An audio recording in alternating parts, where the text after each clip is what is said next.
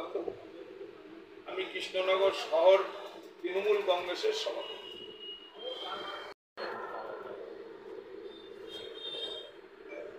যেভাবে আপনার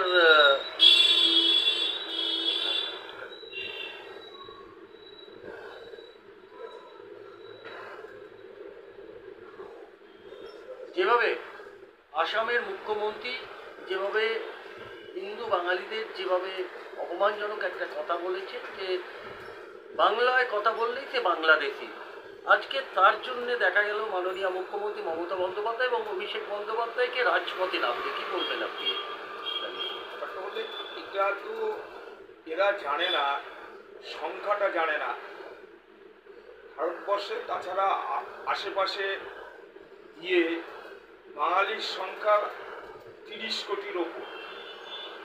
এবার এই ধরনের মন্তব্য এরা সবসময়, যেহেতু পশ্চিম বাংলায় বাঙালির সংখ্যা বেশি, এরা যেন তেন করে যে কথাই বলুক তার সঙ্গে পশ্চিম বাংলাকে একটা টেনে পশ্চিম বাংলাকে হেনস্থা করার একটা চক্রান্ত শুধুমাত্র এখানে এগুলো করছে সাময়িক। এতে ওরা ফল হবে না এটা জানে।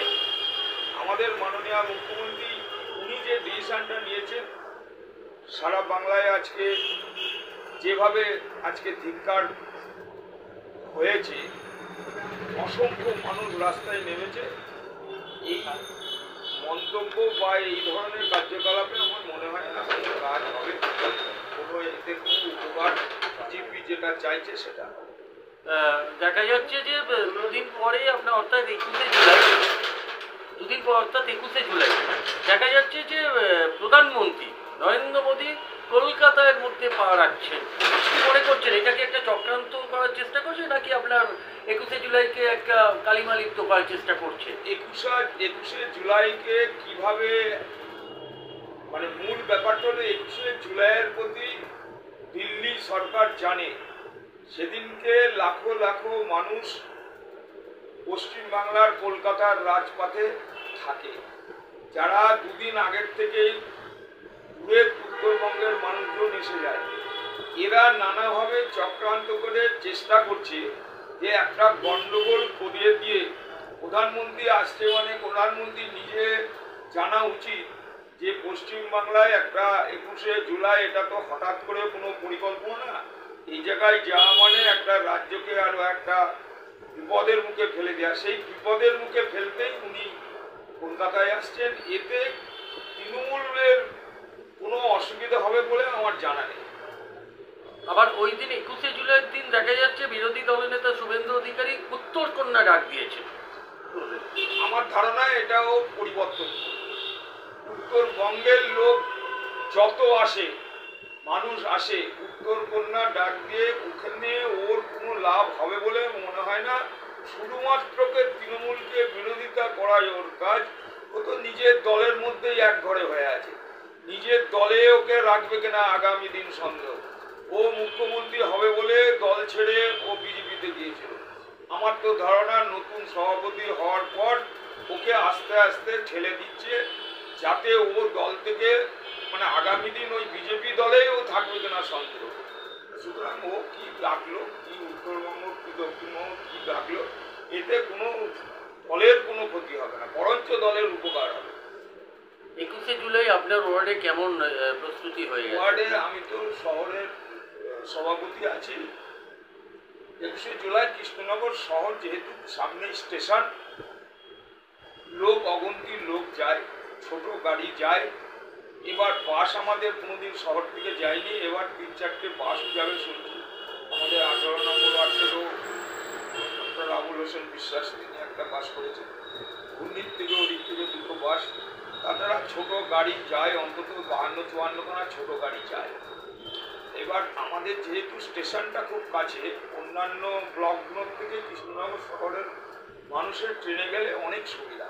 আমরা 6টার ট্রেন থেকে ধরি, 7টা 6 পর্যন্ত দেরি। পরবর্তীতে যদি কেউ লেট করে থাকে তাহলে কিছু লালগোলা ধরেও যায়, আমাদের যায়, প্রতি বছরে যায়। এবার আমার ধারণার সংখ্যাটা একটু বেশি হয়।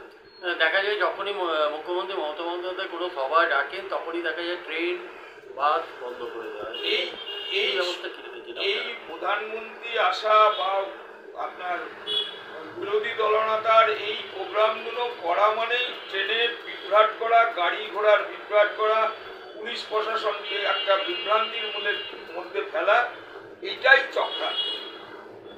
কারণ হলো ট্রেনের গন্ডগোল। গত বছর পয়সা দিয়েও দিল্লির সময় যা আপনারা ভালো মতো জানেন, দিল্লিতে যখন যাওয়ার ট্রেনের পয়সা জমা দিয়েও সেই টাকা ফেরত দিয়েছে। সুতরাং নানা ইস্যুতে কি করে এই 21শে জুলাইটাকে মানে যাতে সাকসেস না হয় তার চক্রান্ত। সুতরাং 21শে জুলাই মানুষের মনের মধ্যে গেঁথে গিয়েছে।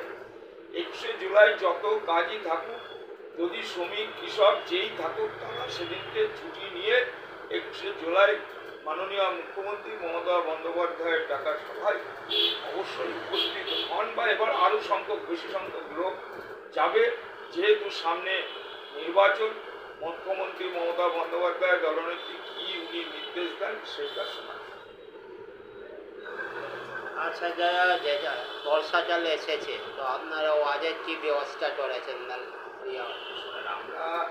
আমি 30 বছর 6বারের কাউন্সিলর। আমার বামফ্রন্ট আমল থেকে আমি কাউন্সিলর আছি। জলের প্রবলেম কিছু কিছু জায়গায় আমার ওখানে খুব একটা নেই, অনেক ওয়ার্ডে আছে, অনেক ওয়ার্ড পিছিয়ে পড়া ওয়ার্ড আছে, এখনো ড্রেনেজ সিস্টেম নেই। আমাদের এখানে জল নিষ্কাশনের ব্যবস্থাটা ভালো আছে, কিছু কিছু জায়গায় প্রবলেম আছে।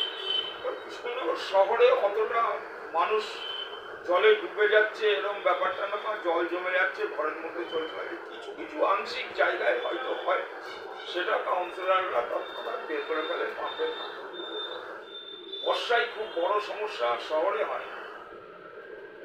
Thank you sir.